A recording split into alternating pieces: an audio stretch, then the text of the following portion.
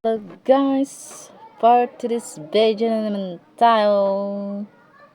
Ang pag-usapan natin ay yung mga pinagbabawal ni Meta. Yung mga words. Okay, simulan natin.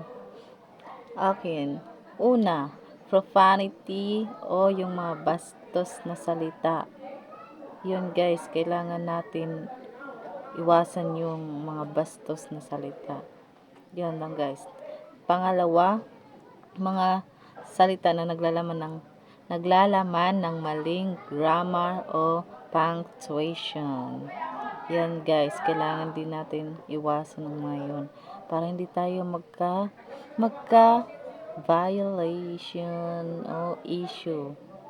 Okay, pangatlo, mga salita na gumagamit ng simbolo, numero o letra para layuan o iwasan ang kanilang review system.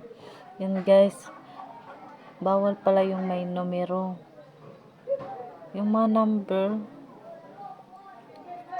o mga simbolo, bawal pala yun. At pang-apat, mga salita na nagpapahiwatig ng nudity o iba pang katulad nung una, yung bastos, bawal nga yun. Yun lang guys. Suggestive system, mga bawal yun.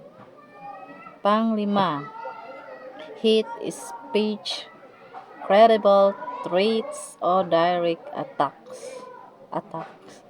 Yun guys, bawal daw yun. Mga bawal na salita. Pang-anim, content na naglalaman ng self-harm.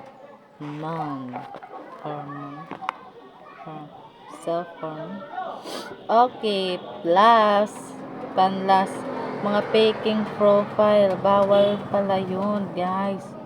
Kailangan yung mukha natin guys, mukha yung nakikita natin sa profile. Yung hindi yung mga kung anong mga picture yung ina-upload natin sa profile natin. Yun guys, iwasan natin yun para hindi tayo issue or violation. Okay guys, yun lang. Sana may natutunan kayo sa video ko. Yun lang guys. Thank you. Follow for more likes. Thank you.